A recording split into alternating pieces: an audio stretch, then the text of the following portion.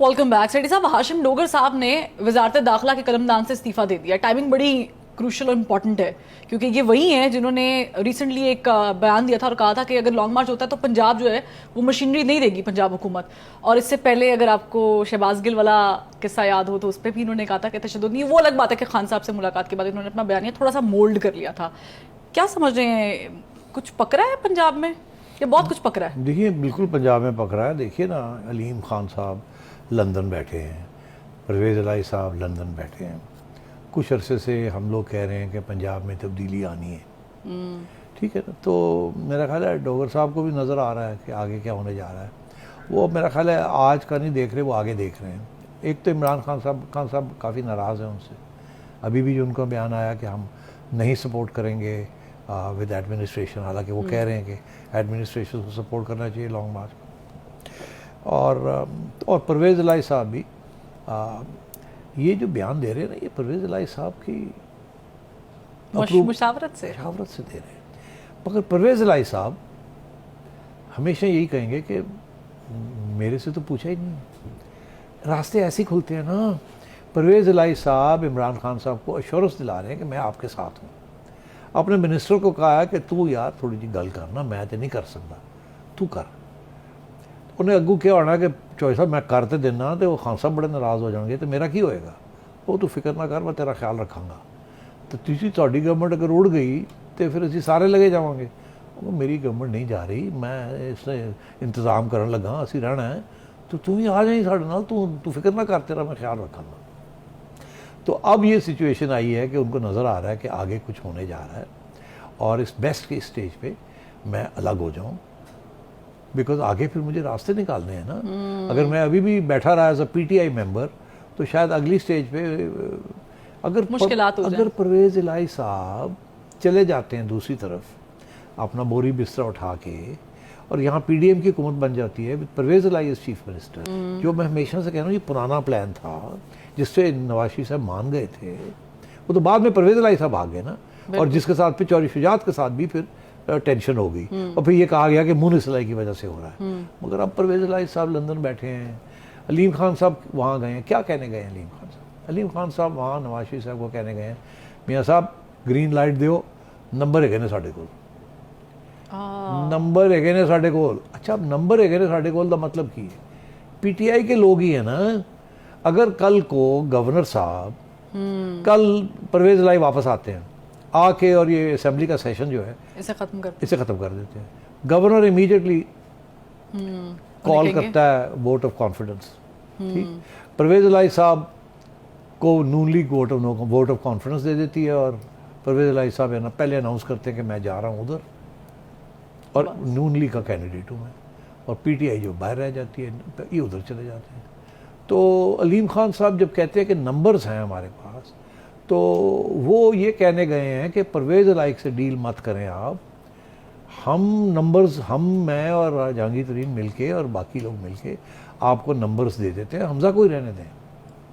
वो और बात करने गए हैं, परवेज़ इलाही की और खाता खुला हुआ है और अब मियाँ साहब को ये फैसला करना है कि कैसे, क्योंकि नंबर्स गेम में तो एक ही तरीका है जो लीगल तरीके के साथ गवर्नमेंट चेंज हो सकती है पंजाब में, वो ये है कि परवेज़ इलाही साहब क्यों लीग को लेके बोरी बिस्तरा नून लीग के पास चले जाए। एक तो ये रास्ता है। दूसरा ये रास्ता है कि जी पीटीआई के लोग पार्टी डिसिप्लिन तोड़ के परवेज़ इलाही के खिलाफ जब वोट ऑफ कॉन्फिडेंस कहा जाता है कि करें, गवर्नर साहब उनको कहते हैं, तो वो वोट ऑफ कॉन्फिडेंस जब लेने जाते हैं तो पीटीआई के लोग इधर उधर हो जाए।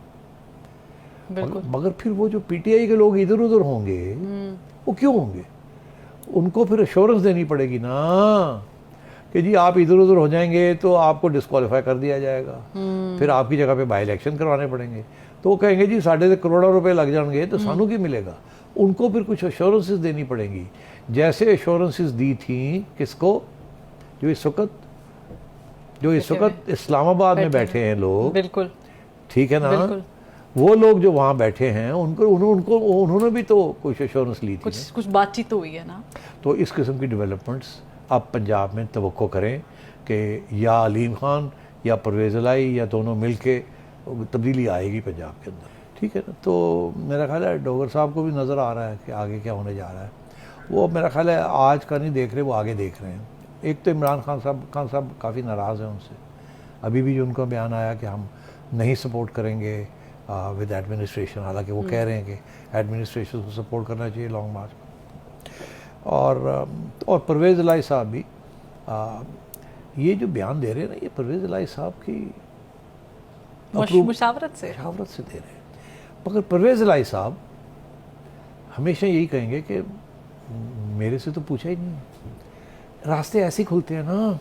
परवेज़ इलाही साहब इमरान खान साहब को एश्योरेंस दिला रहे हैं कि मैं आपके साथ हूँ। अपने मिनिस्टर को कहा है कि तू यार थोड़ी जी गल करना, मैं तो नहीं कर सकता, तू कर। उन्हें अगू क्या होना कि चौधरी साहब मैं कर तो देना, तो वो खान साहब बड़े नाराज़ हो जाएंगे, तो मेरा की होएगा। वो तू फिक्र ना कर, मैं तेरा ख्याल रखांगा। तो तुझी थोड़ी गवर्नमेंट अगर उड़ गई तो फिर असी सारे लगे जावांगे। मेरी गवर्नमेंट नहीं जा रही, मैं इसने इंतज़ाम करन लगा, असी रहना है, तो तू ही आ जाए साढ़े नाल, तू फिक्र ना कर, तेरा मैं ख्याल रखांगा। तो अब ये सिचुएशन आई है कि उनको नज़र आ रहा है कि आगे कुछ होने जा रहा है और इस बेस्ट के स्टेज पे मैं अलग हो जाऊं, बिकॉज आगे फिर मुझे रास्ते निकालने हैं ना। अगर मैं अभी भी बैठा रहा एज अ पीटीआई मेंबर तो शायद अगली स्टेज पे अगर परवेज़ इलाही साहब चले जाते हैं दूसरी तरफ अपना बोरी बिस्तरा उठा के और यहाँ पीडीएम की हुकूमत बन जाती है, परवेज़ इलाही इज चीफ मिनिस्टर, जो मैं हमेशा से कह रहा हूँ ये पुराना प्लान था जिससे नवाज शरीफ साहब मान गए थे। वो तो बाद में परवेज़ इलाही साहब आ गए ना, और जिसके साथ फिर चौधरी शुजात के साथ भी फिर टेंशन हो गई और फिर ये कहा गया कि मुनिस इलाही की वजह से हो रहा है।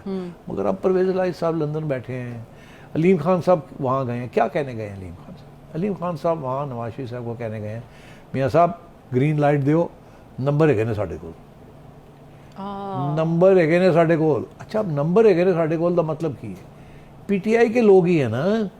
अगर कल को गवर्नर साहब कल परवेज़ इलाही वापस आते हैं आके और ये असेंबली का सेशन जो है इसे ख़त्म कर देते हैं, गवर्नर इमीडिएटली कॉल करता है वोट ऑफ कॉन्फिडेंस।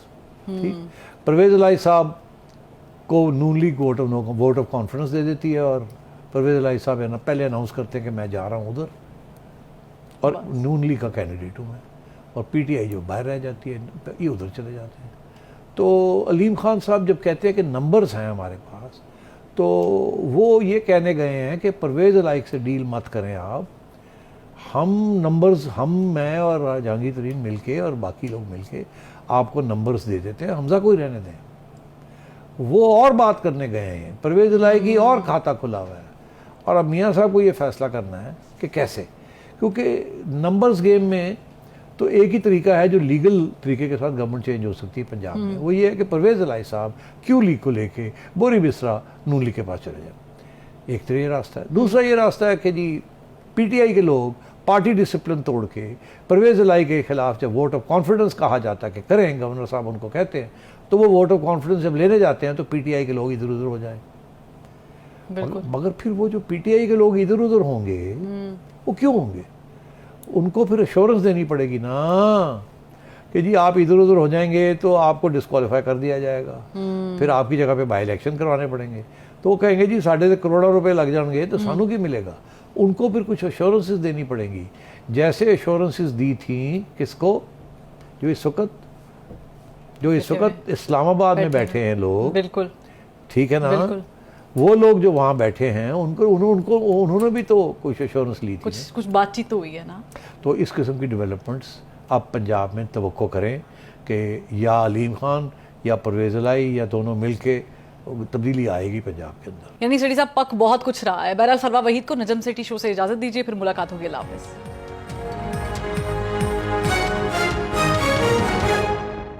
YouTube पर गुगली टीवी देखने के लिए youtube.com की सर्च बार में गुगली टीवी टाइप करें। गुगली टीवी के पेज पर सुर्ख रंग के सब्सक्रिप्शन वाले बटन पर क्लिक करना ना भूलिए। YouTube पर अपलोड होने वाली वीडियो से बाखबर रहने के लिए बेल आइकॉन पर क्लिक कीजिए। आपको हर नई आने वाली वीडियो के बारे में नोटिफिकेशन मौसूल हो जाएगा।